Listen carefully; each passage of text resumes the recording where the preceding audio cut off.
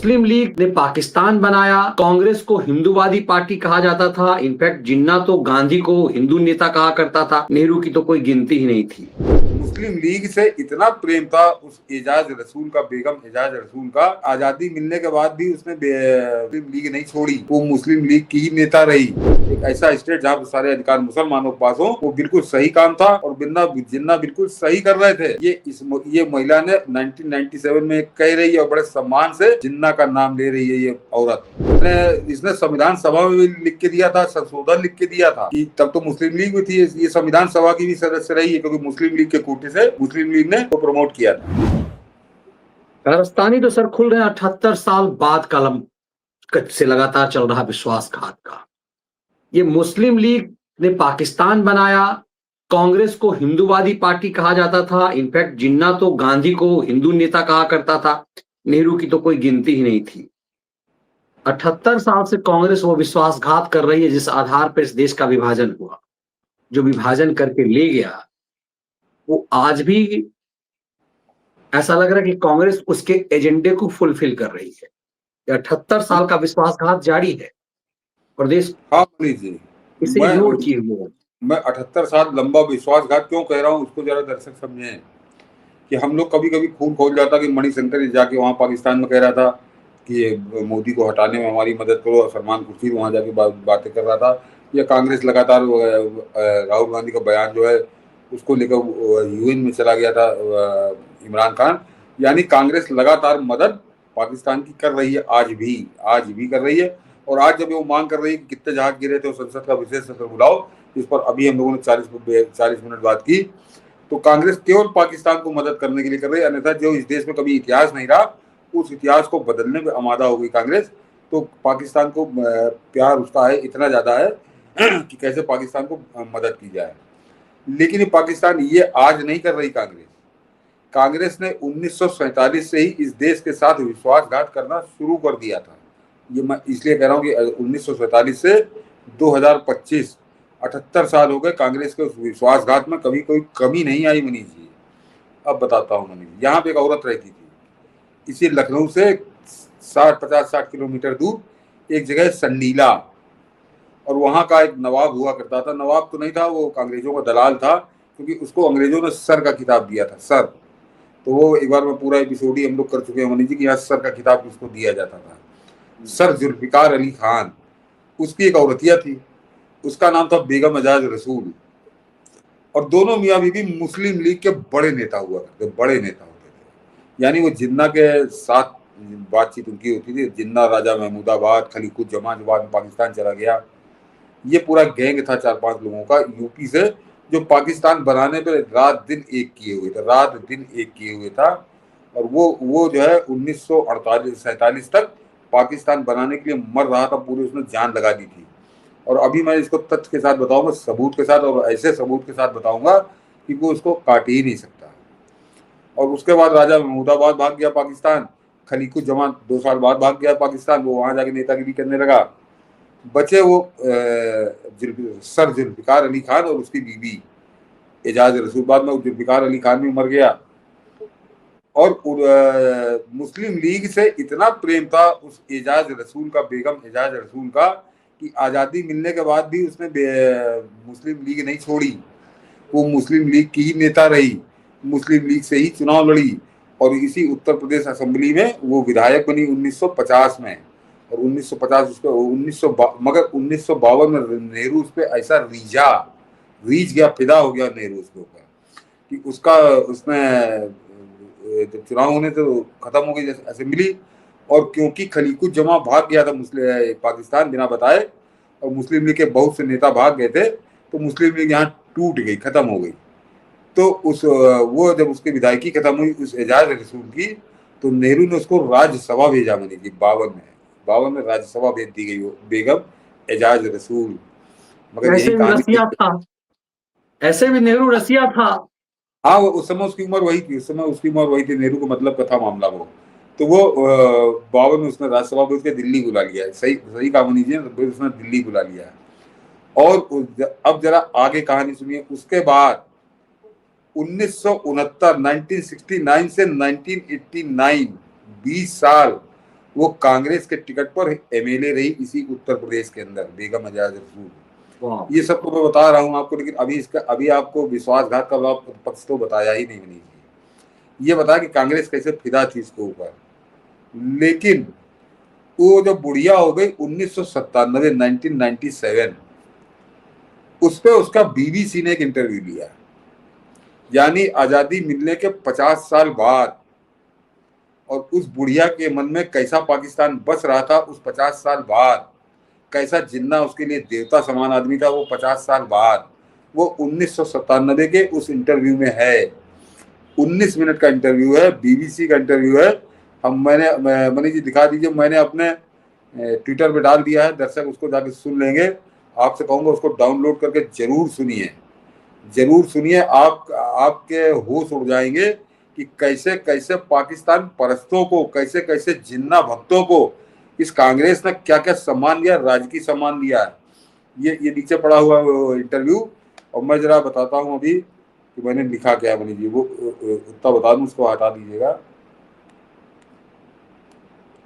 कि आजादी के 50 साल बाद भी जिन्ना भक्त रही, पाकिस्तान के पक्ष में वोट करने वाले मुसलमानों के लिए समर्पित रही, इस महिला का बीबीसी को 1997 में दिया गया इंटरव्यू इसका गवाह है।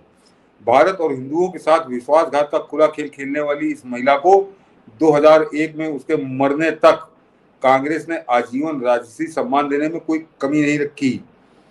अतः कांग्रेस का देश के साथ विश्वासघात का कलंकित इतिहास आजादी के साथ ही 78 वर्ष लंबा हो चुका। जरा ऊपर कर दिए, सूरत देख लें, इसकी सूरत देख लीजिए। ये है वो औरत। मनीष जी खूब समझ में आ सकता है सर कि नेहरू जैसे रशिया के लिए कि नेहरू क्यों फिदा हो गया था, नेहरू क्यों फिदा हो गया था, ये आप समझ बिल्कुल इस तस्वीर से ही समझ में आ सकता है। हाँ, और ये इंटरव्यू है 15 मिनट का है, 14 मिनट का इंटरव्यू है, 14 मिनट का। दर्शकों से कहूंगा इसको जरूर सुन लीजिए। मेरा ट्विटर हैंडल आप देख चुके हैं, इस पर जाके सुनिए। अब बताता हूँ कि ये मैं बातें जो कह रहा हूँ इसको जरा दर्शक इसलिए सुनवाइएगा नहीं मनीष जी, कहीं हो जाए कॉपीराइट वाला मामला आ जाता है, रोक रहा हूँ। अब बताता हूँ कि इसने इस इंटरव्यू के अंदर कहा क्या है। इससे पूछा गया 19, अब जरा गौर करिए कि ये 47 की बात नहीं हो रही, 1997 में से बीबीसी पूछ रहा है कि जिन्ना ने उस समय जो पाकिस्तान बनाने का काल दिया था वो सही था या गलत था।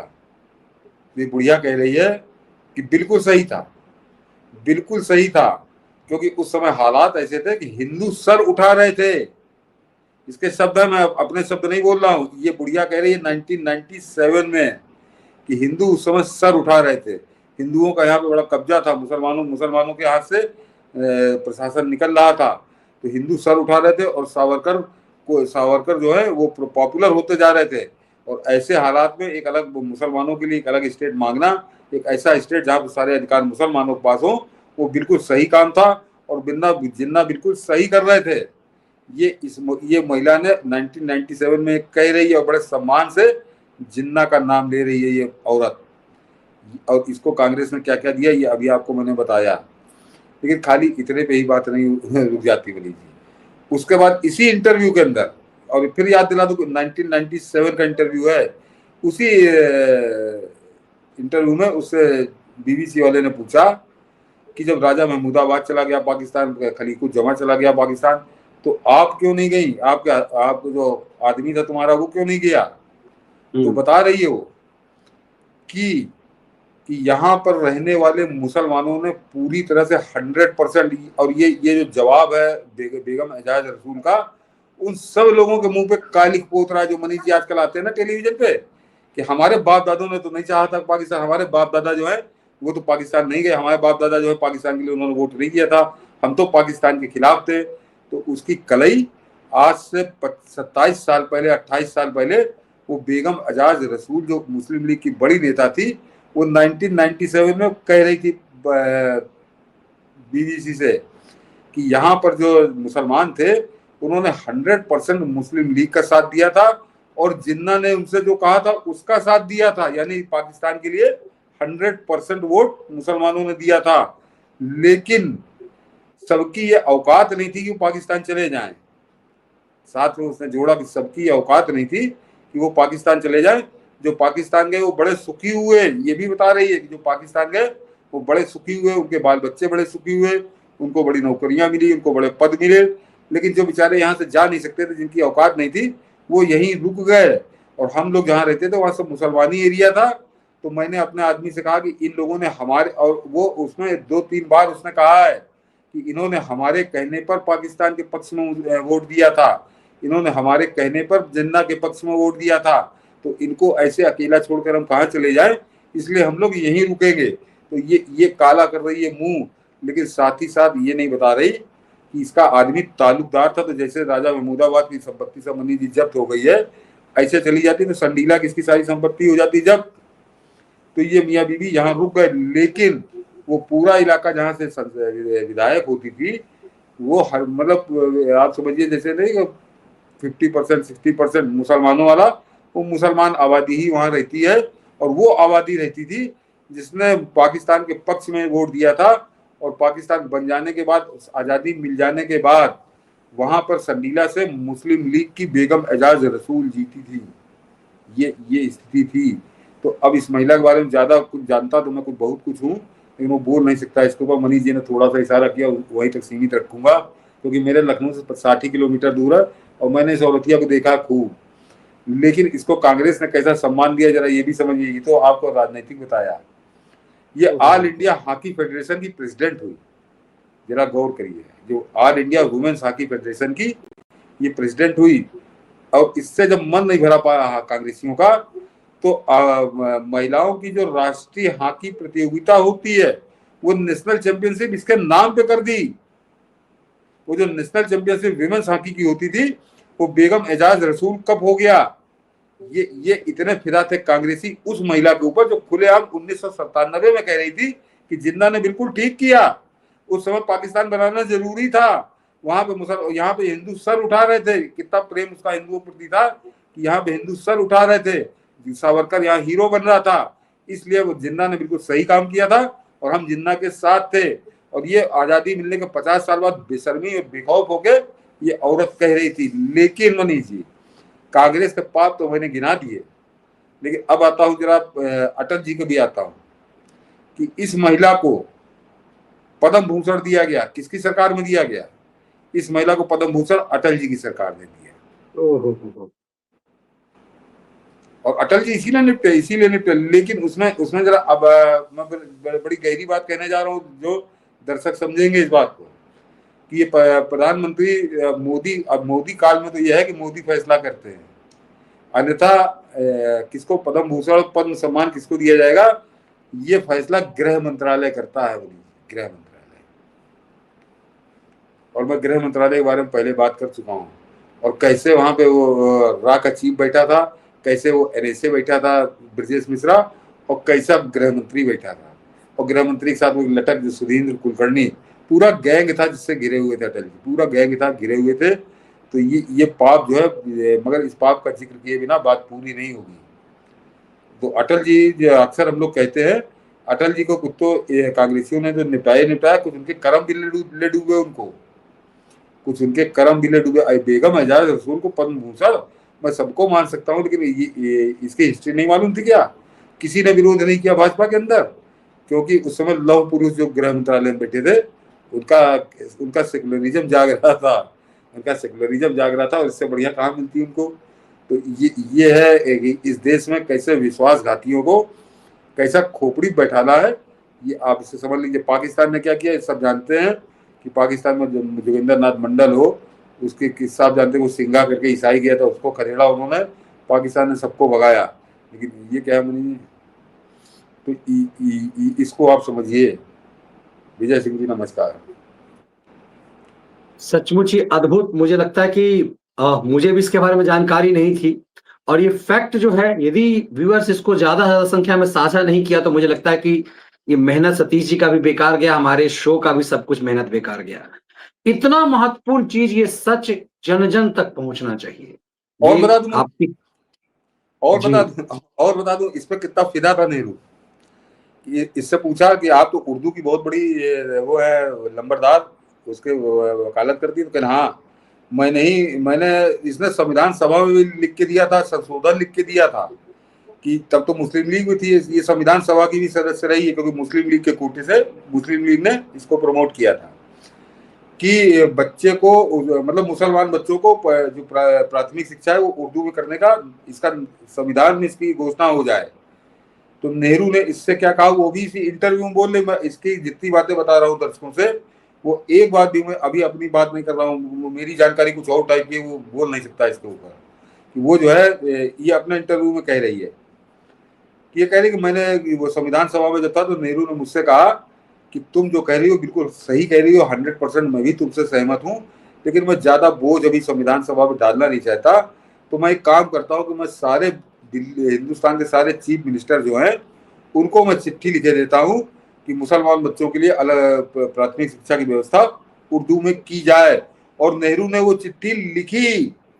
ये यही महिला बता रही है कि नेहरू ने देश के सारे मुख्यमंत्रियों को चिट्ठी लिखी कि मुसलमान बच्चों के लिए प्राथमिक शिक्षा की व्यवस्था उर्दू में हो शुरू में। लेकिन बाद में बता रही कि नेहरू ने लिखी तो, लेकिन उस पर अमल नहीं हो सका। वो हो ही नहीं सकता था कि कैसे हो जाएगा अलग से अमल। लेकिन इस महिला को समझ लीजिए नेहरू कैसा फिदा था कि उसने तुगलकी आदेश उर्दू के लिए कर दिया था। मैं तो दर्शकों को कह रहा हूँ कि ये 14 मिनट का जो इंटरव्यू है इसको जरूर सुनिएगा और उसके बाद आप जरा आकलन करिएगा कि कैसे कैसे कैसे लोगों ने इस देश पर राज किया है, जो अगर कोई और देश होता तो या तो फांसी में लटका दिए गए होते या पूरी जिंदगी जेल में कटी होती जिंदगी। बिल्कुल सही बात है। इस तरह ऐसे ऐसे लोग, और इन लोगों ने इस देश में मौज किया, लगातार मौज किया। मौज। अरे जलवा था मनी जी, जब तक जिंदा रही बेगम साहिबा लखनऊ के अंदर जलवा था।